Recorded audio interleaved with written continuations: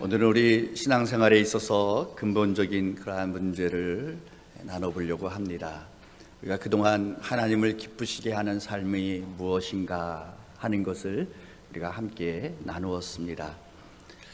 우리 신앙생활하는 우리 성도들 신앙이 어떻게 시작되어졌는가 두 가지로 분류해 볼 수가 있죠.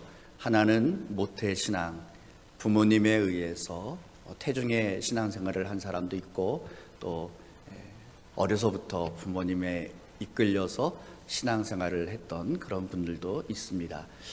제 경험을 보면은 초등학교 때까지는 아주 교회를 열심히 잘 다닙니다. 모태신앙들이 어머님 말씀에, 부모님 말씀에 순종해서 열심히 신앙생활을 합니다. 그런데 이제 중학생이 되고 나면은 사춘기에 접어들면서 내가 왜 신앙생활을 하는가 하는 분명한 이유와 목적을 알지 못하니까 그냥 원래부터 다니는 건가 보다 습관처럼 살아왔는데 조금 이제는 아무런 느낌도 없습니다. 그냥 형식적인 그러한 껍데기만 있는 신앙의 모습이죠.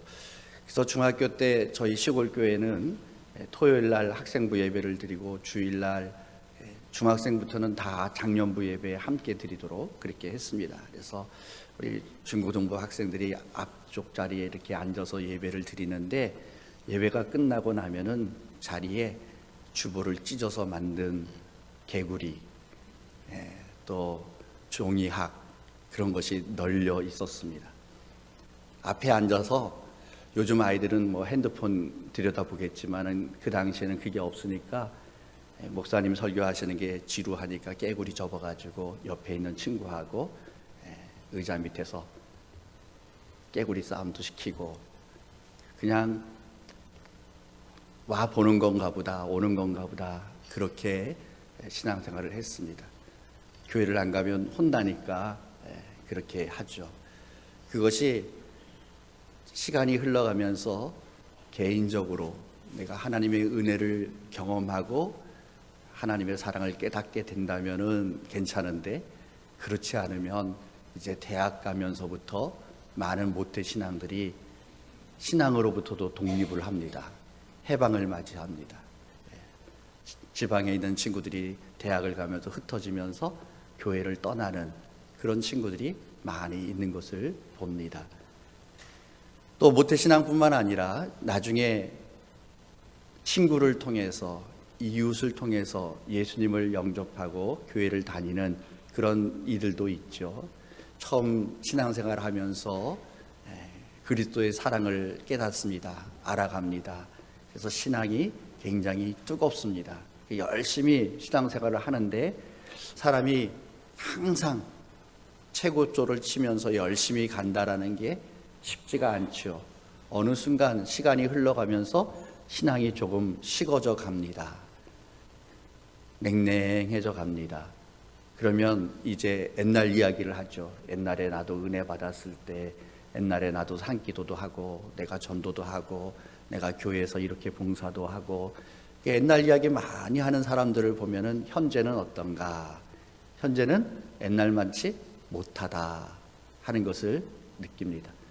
많은 성도들이 주일날 예배당에 나와서 예배를 드리고 있는데, 그 예배가 정말 내 속에서 막 넘치는 그런 기쁨 속에서 드려지는 예배냐, 아니면 습관처럼 매주마다 원래 그렇게 살아왔으니까 그렇게 오는 것이냐, 예배당에 나와서도 아무런 느낌 없이 형식만 남아있는 그런 모습은 아닌가 하는 것을 점검해 봐야 합니다.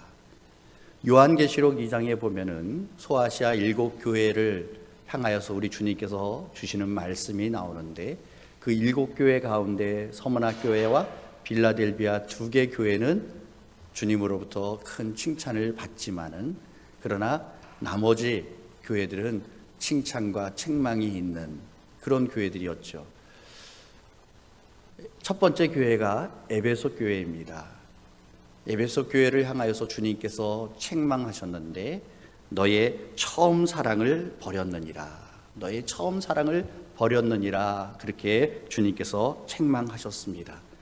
그런데 이런 책망을 들은 에베소 교회가 비교적 신앙생활을 잘 하고 있는 교회였다라는 것이에요.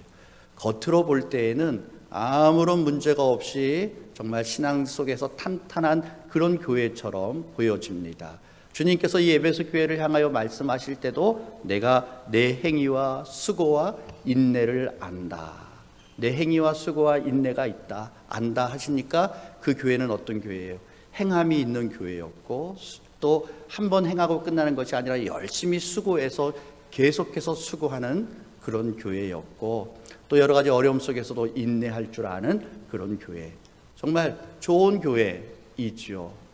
그들이 하나님 말씀을 붙잡고 살아가면서 교회 안에 악한 자들을 용납하지 않았습니다. 또 이단자들을 분별해서 이단자들을 배척하였습니다. 또 그들이 주님을 위해서 게으르지 아니하고 열심히 있는, 부지런히 일하는 그런 교회였습니다. 그래서 주님으로부터 내가 내 행위와 수고와 인내를 안다 하는 칭찬의 말씀을 들었던 그런 교회였지만은, 그러나 너의 처음 사랑을 버렸다.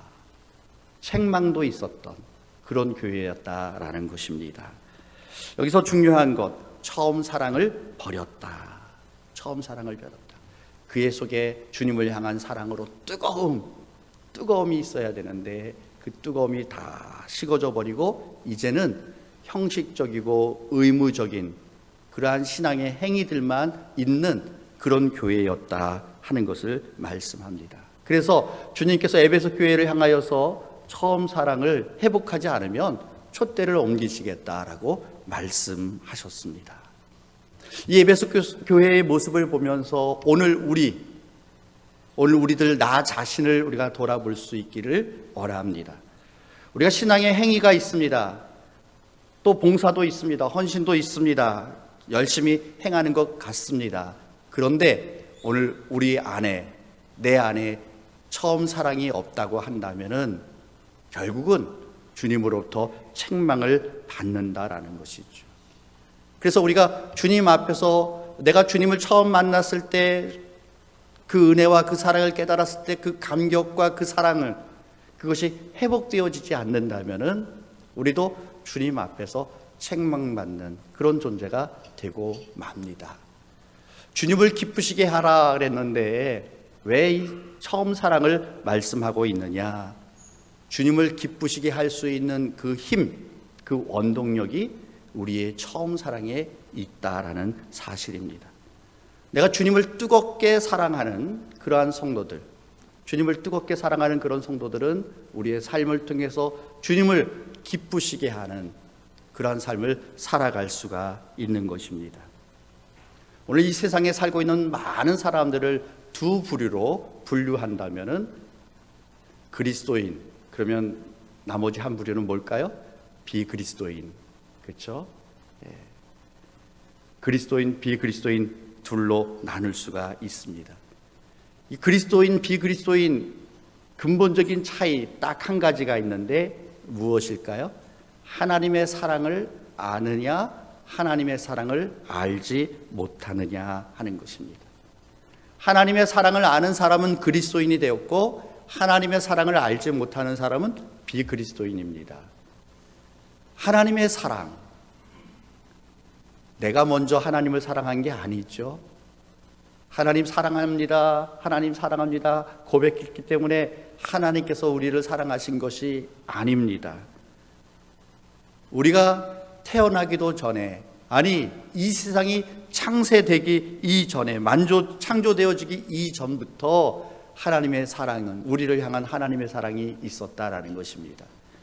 에베소서 1장 3절에서 5절 말씀을 요약해서 말씀드리면, 찬송하리로다 하나님 곧 우리 주 예수 그리스도의 아버지께서 우리에게 복을 주시되 곧 창세전에 그리스도 안에서 우리를 택하사 그 기쁘신 뜻대로 우리를 예정하사 자기의 하나님의 아들이 되게 하셨으니.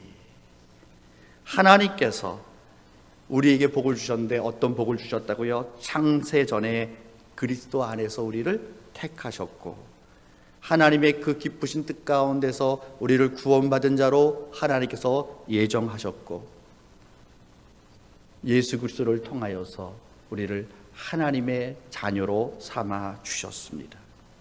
이것이 우리에게 큰 복이고, 이것이 놀라운 하나님의 은혜고 하나님의 사랑입니다.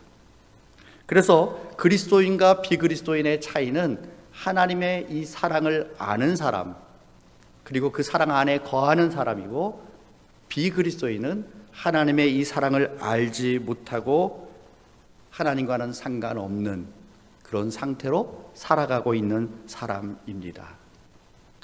내가 그리스도인이 되었다. 내가 그리스도인이 되었다. 내가 하나님의 사랑을 알았다. 이것이 우리의 능력으로나 우리의 수고로 우리가 이것을 깨달을 수 있는 것이 아닙니다. 우리가 어떤 나무 밑에 앉아가지고 가만히 수행하여서 하나님의 사랑이 이렇구나, 그렇게 깨달음을 얻는 그런 사랑이 아닙니다.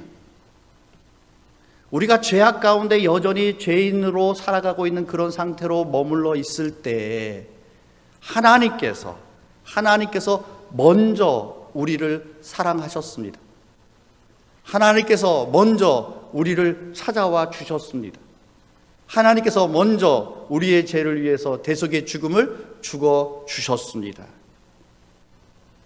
그리고 우리를 그 예수 그리스도가 나의 죄를 위해서 죽으셨다라는 것을 믿을 수 있는 믿음을 주시고, 우리 입술로 고백하게 하셔서 우리가 하나님의 자녀가 되는 그런 복을 받았습니다. 원래 나는 멸망의 자리에 있어야 되고 심판의 자리에 있어야 되고 영원한 지옥 형벌 속에 있어야 될 그런 존재였던 나를 하나님께서 이렇게 사랑해 주셨습니다. 하나님이 세상을 이처럼 사랑하사 우리 요한복음 3장 16절을 암송할 때에 하나님이 세상을 이처럼 사랑하사 독생자를 주셨으니 이렇게 암송하면 안 돼요. 하나님이 세상을 이처럼 사랑하사, 이처럼을 좀 길게 해야 돼요. 왜요? 독생자를 나를 위해서 주시는 사랑이잖아요. 그 사랑. 그런 사랑을 받은 사람이 누구라고요? 나. 우리 그리스도인, 우리 성도들입니다. 내가 전혀 받을 자격도 없는, 전혀 받을 필요조차도 알지 못했던 그런 나를 하나님께서 사랑하여 주셨고, 하나님께서 이 구원의 은혜를 베풀어 주셔서 오늘 내가 하나님의 이 사랑으로 말미암아 구원받은 천국 백성이 되었습니다. 그 사랑을 우리가 아는 사람이 바로 그리스도인이에요. 하나님이 어떤 사랑을 베풀어 주셨는지 전혀 알지 못하고 그냥 자기 자신만 의지하고 살아가는 사람들, 그들이 바로 비그리스도인들입니다.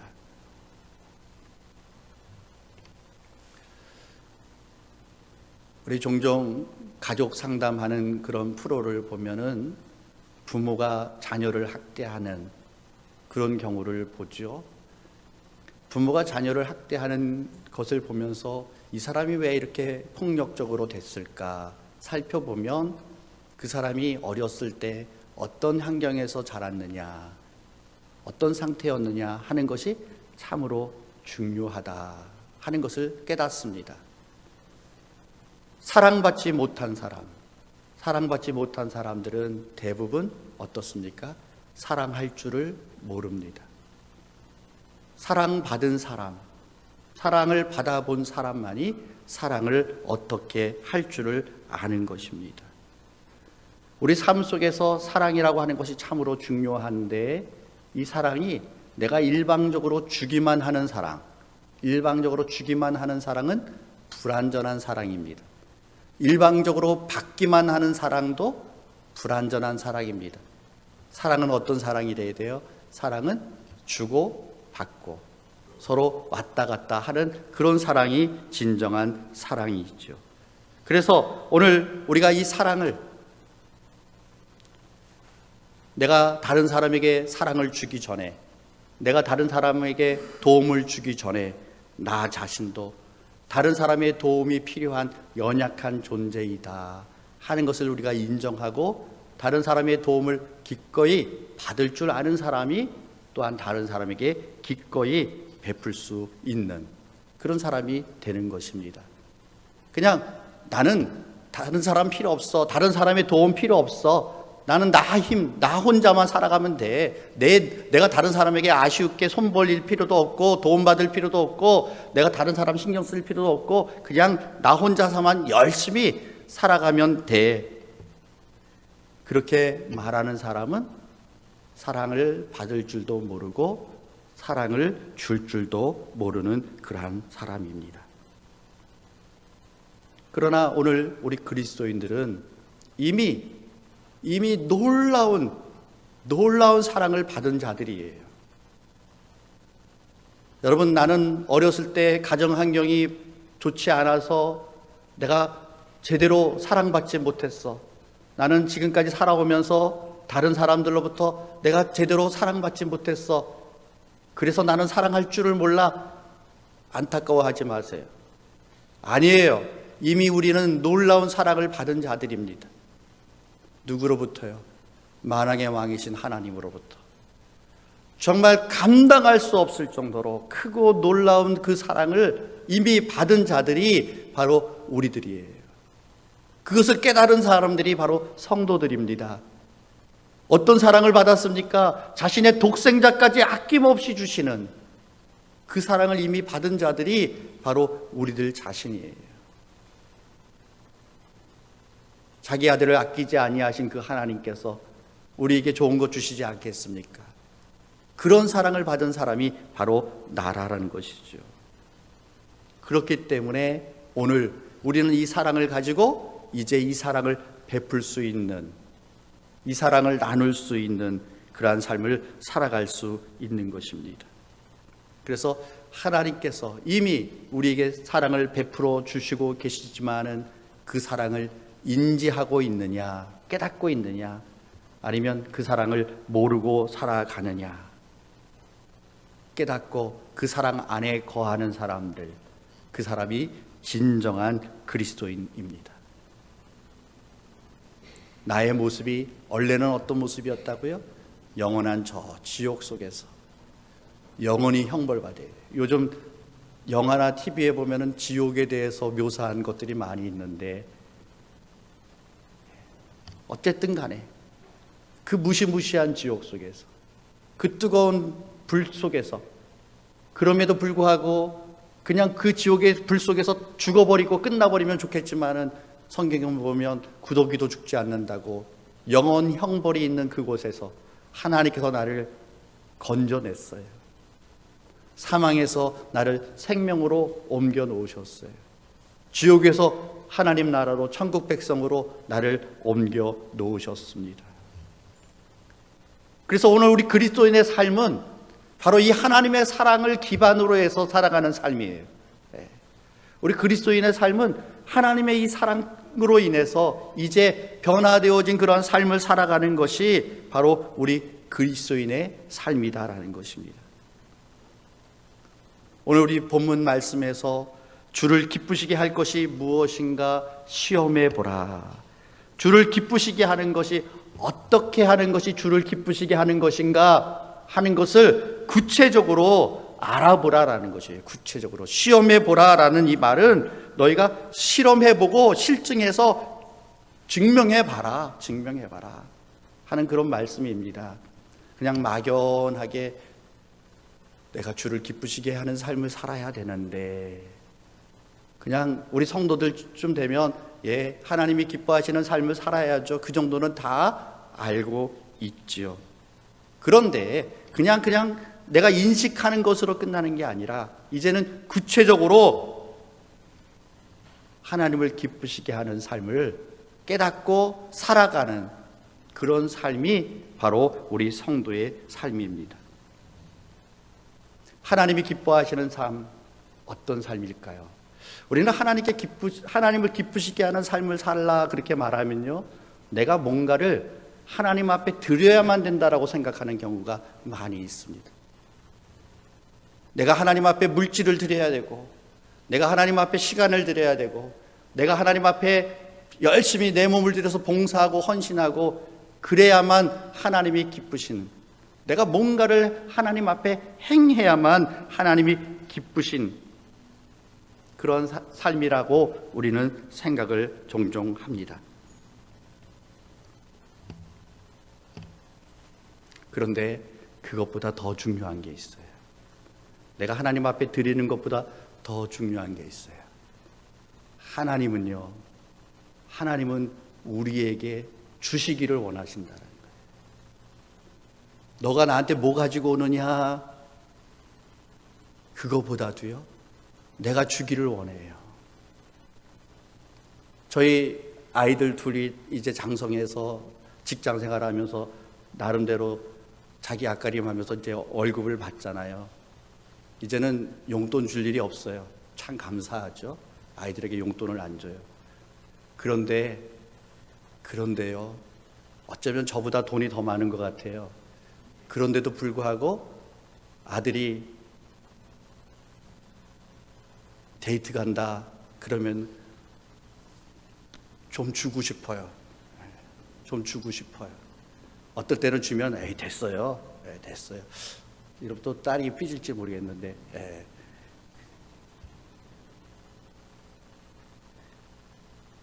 이렇게 부모의 마음은 니들이 더 나보다 낫다 해도 뭔가 더 주고 싶은 게 우리 부모의 마음인데요, 하나님 아버지도 우리에게 너 뭐 가지고 와라, 너 이제 직장 생활하니까 나한테 용돈 얼마 줘라. 우리 딸이 어렸을 때 초등학교 때 아빠 나 이 다음에 저 직장 생활하면 한 달에 100만 원씩 줄 거야 그랬어요. 제가 지금도 왜 안 주냐고 그러는데, 참.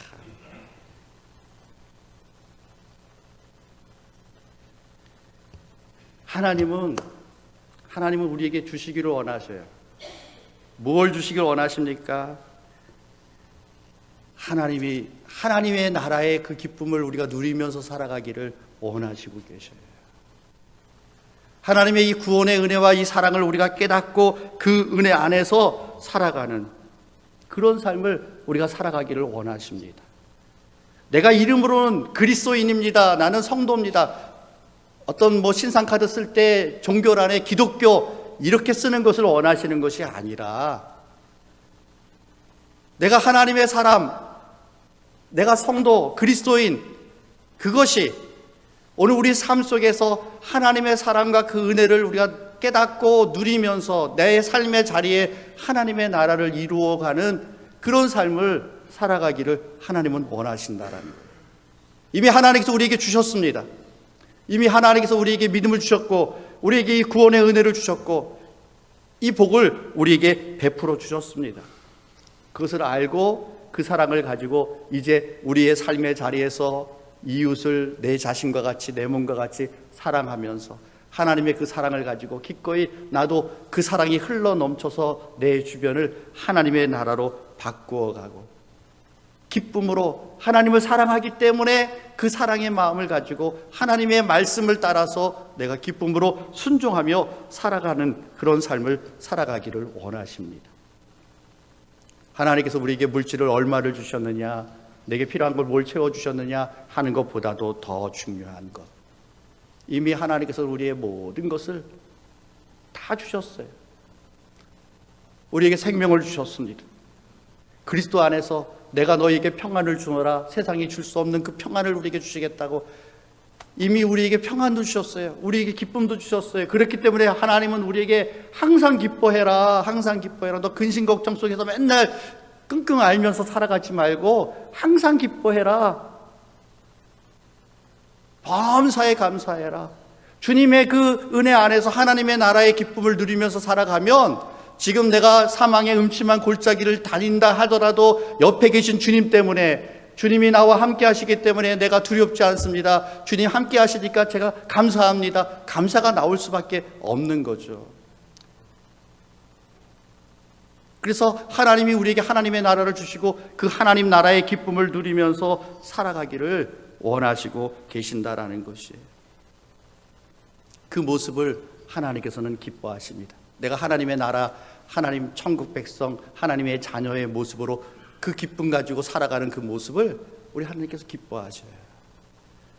우리가 연약합니다. 부족합니다. 때때로 우리가 넘어지기도 하고 실수하기도 합니다. 그럼에도 불구하고 우리가 이 하나님의 사랑을 알아가면서 그 사랑 안에서 최선을 다하는 그런 모습들, 그것이 기쁩니다. 자녀를 출산하고 그 아이가 이제 조금씩 자라나면서 돌이 지나고 이유식이 끊어지고 이제 자기가 밥을 먹여주던 숟가락에 어느 순간 아이가 달라고 합니다. 달라고 해요. 그 숟가락을 쥐어주면 절반은 흘리고 절반은 입에 묻고 입 안으로 들어가는 건 얼마 없고, 그럼에도 불구하고 숟가락질하는 그 모습이 부모에게는 큰 기쁨이지 않습니까? 오늘 우리가 하나님의 나라를 누리면서 살아가는 그 모습들이 연약하고 부족하지만은 그럼에도 불구하고 우리가 최선을 다하면서 그 기쁨을 누리면서 주님과 동행하는 기쁨, 그 은혜와 그 사랑에 거하는 그런 모습들을 보시면서 하나님은 기뻐하신다라는 것입니다. 이제 이 은혜와 이 사랑을 우리가 알고 살아가는 성도들은 자연스럽게 내 주변을 돌아봅니다. 내 주변을 돌아봅니다. 내 주변에 무엇이 눈에 들어옵니까? 아직 주님을 알지 못하는 영혼들이 우리의 눈에 보이지 않습니까? 분명한 것은 생명은, 영원한 생명의 길은 예수 그리스도밖에 없다라는 것을 우리는 분명하게 고백하고 있지 않습니까? 그러면 예수 그리스도를 알지 못하는 저 많은 영혼들, 저들의 마지막은 무엇입니까? 영원한 멸망이고 영원한 형벌이라는 것을 우리가 알게 됩니다. 그러면 하나님의 이 사랑을 받고 내가 저 자리에 있었던 자였는데, 나도 저런 사람이었는데, 나도 저렇게 심판받아야 될 그런 사람이었는데, 하나님의 은혜로 이제 내가 이 은혜와 이 기쁨을 누리면서 살아가는 그런 복된 삶을 살았는데, 아이고 저들 불쌍하구나, 긍휼히 여기는 마음들이 우리에게 일어나는 것이 자연스러운 거죠. 그러면 그들에게 그리스도의 사랑을 전합니다. 내가 그들을 열심히 섬기고 좋은 관계를 만들고 그 속에서 그들을 주님께로 인도합니다. 한 영혼이 회개하고 주님께로 돌아올 때 우리 하나님께서 얼마나 기뻐하십니까? 잃어버린 양 비유의 말씀을 통해서 우리의 99마리의 양이 있지만은, 그러나 잃어버린 그 한 마리의 양을 찾기 위해서 밤이 새도록 산으로 들러 다니시면서 그 양을 찾아다가 그 양을 찾았을 때 너무 기뻐서 목에 걸쳐매고 내려오는 목자의 모습, 잃어버린 한 영혼이 돌아오는 것이 마치 잃어버린 보물, 그 보물을 찾았을 때의 기쁨처럼 기뻐하는 주님의 마음, 우리는 그 마음을 느끼게 되는 것이죠. 하나님께서 이 세상을 창조하셨을 때 하나님의 목적이 모든 사람 다 멸망시킬 거다, 그게 목적이 아니었죠. 하나님께서 우리 주변에 있는 모든 사람들을 하나님께서 은혜 베풀어 주셔서 정말 아름다운 삶을 살아가기를 하나님께서 원하시고 계십니다. 죄인 한 사람이 회개하고 돌아올 때, 보물을 찾는 것 같은 기쁨, 잃어버린 그 아들을, 집 떠난 그 아들, 불효막심한 그 탕자, 그 아들이 돌아오기를 간절히 기다리고 있는 아버지, 그 아버지에게 있어서 가장 좋은 소식, 기쁜 소식이 무엇입니까? 아버지, 우리가 이번에 밭을 얼마큼 샀습니다. 이번에 곡식을 얼마큼 거두었습니다. 이게 중요한 게 아니죠. 그 아버지에게 있어서는 그 집 떠난 아들이 언제 돌아오느냐, 비록 그 아들이 모든 것 다 잃어버리고 거짓골이 되어서 돌아오지만, 그 아들이 돌아오는 그 자체가 아버지는 기뻐서 달려가서 그 더러운 몸을 끌어안고 입을 맞추고 기뻐하며 그 아들을 씻기고 새 옷으로 갈아입히고 가락지를 끼우게 하고 잔치를 벌이는 그 아버지의 기쁨. 오늘 우리는 그 아버지의 기쁨을 우리가 알기 때문에, 그 은혜를 우리가 알기 때문에 오늘 우리가 이 복음을 전하여서 잃어버린 영혼들이 주께로 돌아오도록 우리가 열심히 증거하고 선포해야 하는 것입니다. 복음이라고 하는 것, 세상은 미련해 보입니다. 예수 그리스도를 믿기만 하면 구원받습니다. 예수 믿으세요. 예수 믿으세요. 너무나도 쉬워서 사람들이 오히려 믿지를 않습니다.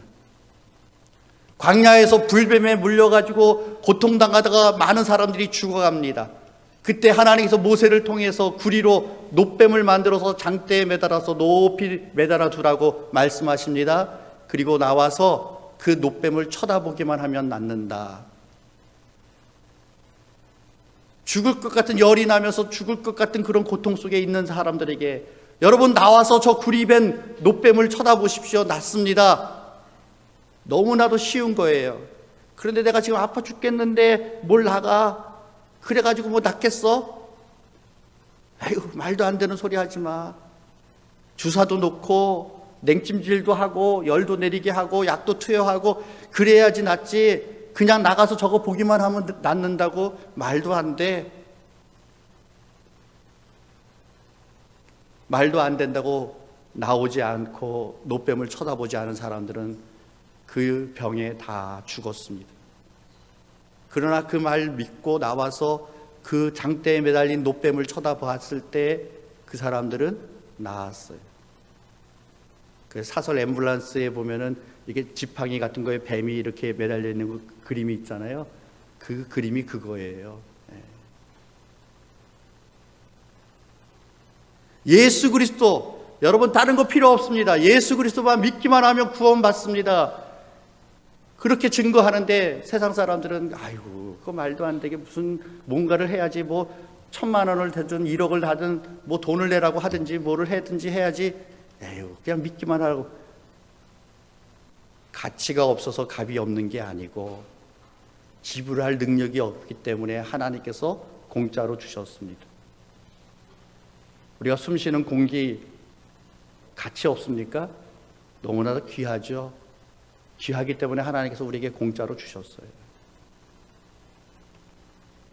오늘 이 은혜를 가지고 사람들이 우리를 보고 미련하다 말해도 내가 복음을 부끄러워하지 아니하노니 이 복음은 모든 믿는 자에게 구원을 주시는 하나님의 능력이 됨이라. 구원을 주시는 하나님의 능력인 것을 우리가 알고 나가서 이 복음을 증거하고 그로 말미암아 잃어버린 영혼이 돌아오게 될 때에 하나님께서 기뻐하십니다. 하나님의 구원의 계획은 인간의 수고로, 우리의 지혜로, 우리의 경험으로 도저히 알 수가 없습니다. 하나님께서 먼저 그 사랑을 우리에게 주셨기 때문에, 그 은혜를 우리에게 먼저 베풀어 주셨기 때문에, 우리에게 이 구원을 믿을 수 있게 해주셨기 때문에 우리가 이것을 깨달았습니다. 이 은혜를 우리가 누렸습니다. 그러므로 오늘 우리 성도들은 세상의 지혜, 자신의 경험, 자신이 가지고 있는 물질, 그런 것을 의지하지 아니하고 더욱더 하나님을 의지하고 더욱더 하나님을 신뢰하고 하나님 말씀 앞에 순종하는 그런 삶을 살아가게 되는 것입니다. 하나님의 그 사랑, 하나님의 그 은혜, 그것을 깨달은 성도들은 이 세상에서 천국의 기쁨을, 하나님의 나라를 살아가는 그런 모습으로 하나님 앞에 영광이 되어지고, 그리고 그 구원의 은혜와 사랑을 깨닫고 이제 살아가는 우리 성도들은 자연스럽게 여러분 전도하십시오 그래가지고 어쩔 수 없이 나가서 전도지 돌리는 게 아니라, 내가 이런 놀라운 은혜와 사랑을 받은 것이 너무 감사한데 이 은혜를 알지 못하고 멸망으로 가는 영혼들이 너무나도 불쌍하기 때문에 정말 자발적으로 가서 내가 전할 수밖에 없는 것이고, 그리고 그 성도들이 이제 하나님 앞에 나와서 하나님이 기뻐하시는 예배로, 영적 예배로 하나님 앞에 영광을 돌리는 그 모습이 또한 하나님 앞에 큰 기쁨이 되는 것입니다. 로마서 12장 1절 말씀, 우리에게 원하시는 하나님의 예배, 너희 몸을 하나님이 기뻐하시는 거룩한 산제물로 드리라. 너희 몸을 거룩한 산제물로 드리라.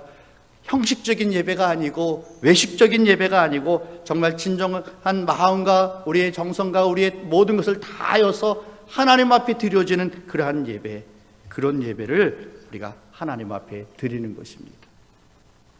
오늘 이 시간에도 우리가 이렇게 나와서 하나님 앞에 예배 드릴 때 그냥 막연하게 앉아있는 그 모습으로 예배가 아니고 이 하나님의 은혜와 이 사랑을 가지고 이 감격을 가지고 하나님 정말 감사합니다 하면서 그 감사로 하나님 앞에 경배하는 것, 하나님 앞에 영광 돌리는 그런 예배가 오늘 우리의 예배입니다. 그래서 하나님 앞에 찬양 드리는 것도 그 감격 속에서 드려지는 그런 찬양이어야 돼요. 시간 하나님의 그 사랑과 그 은혜에 감격하면서 드리는 그런 예배가 되는 거예요. 근데 예배는 우리가 일방적으로 하나님 앞에 올려드리기만 하는 그런 예배가 아닙니다. 우리가 하나님 앞에 경배하며 하나님 앞에 영광을 올려드리지만은 또한 이 예배를 통하여서 하나님도 우리에게 주시는 은혜가 또 있습니다. 그래서 예배는 한쪽에서 일방적으로 보내는 것이 아니라 하나님과 우리 사이에 우리가 하나님 앞에 올려드리고 하나님도 우리에게 은혜를 내려주시는 그러한 소통의 자리, 그것이 바로 이 예배의 자리입니다. 내가 하나님 앞에 경배하며 하나님 앞에 영광 돌리는 그 모습을 보시면서 하나님은 또한 우리를 보시면서 우리에게 우리의 필요를 아시는 하나님 아니십니까? 우리의 연약함을 아시는 하나님 아니십니까? 그 하나님께서 우리에게 은혜와 사랑을 베풀어 주시고 우리에게 지혜를 베풀어 주시고 우리가 세상을 이길 수 있는, 세상 속에서 그리스도인으로 살아갈 수 있는 그런 힘과 능력을 공급해 주시는 시간이 바로 이 시간입니다. 그래서 우리의 신앙이 한때는 뜨거웠다가 한때는 식었다가 왔다 갔다 냉탕 온탕을 왔다 갔다 하는 그런 신앙이 아니라 우리가 지속적으로 하나님 앞에 정말 하나님이 기뻐하시는 뜨거운 삶을 살아갈 수 있는 것은 이렇게 시간마다 하나님 앞에 예배드리는 그 예배를 통하여서 우리가 감격의 보고를 드리는 거죠. 하나님 앞에 감격의 보고를 드리는 겁니다. 하나님, 나에게 이런 은혜 주셨는데 이렇게 하나님께서 또 영광 받아 주시니 감사합니다. 이렇게 나를 사용해 주시니 감사합니다. 하나님 앞에 영광 돌리고 하나님께서 그래, 또 하나님께서 우리에게 더 크신 은혜를 베풀어 주시고 능력 주시고 그 힘 가지고 또 세상 속에 들어가서 우리에게 주신 그 사명 감당하고, 이러한 모습들이 오늘 하나님을 기쁘시게 하는 진정한 성도의 모습입니다. 여러분, 하나님의 사랑과 하나님의 은혜, 그것이 지금도 내 속에서, 내 안에서 뜨겁게 역사하고 계십니까? 내가 지금 그것을 고백하고 있습니까? 그 감격, 그 은혜, 그 사랑, 그거 가지고 오늘도 하나님의 나라를 이루어가는 기쁨을 누리는 삶이 되기를 축원합니다. 그 은혜와 그 사랑이 나를 통해서 흘러넘쳐서 내 주변에 있는 사람들에게 자연스럽게 이 복음이 흘러가고 저들도 멸망에서 생명으로, 영생으로 옮겨지는 역사들이 나타나길 원합니다. 그 승리의 보고를 가지고 시간 이 자리에 나와서 하나님 앞에 예배 드릴 때 하나님 감사합니다. 하나님 감사합니다.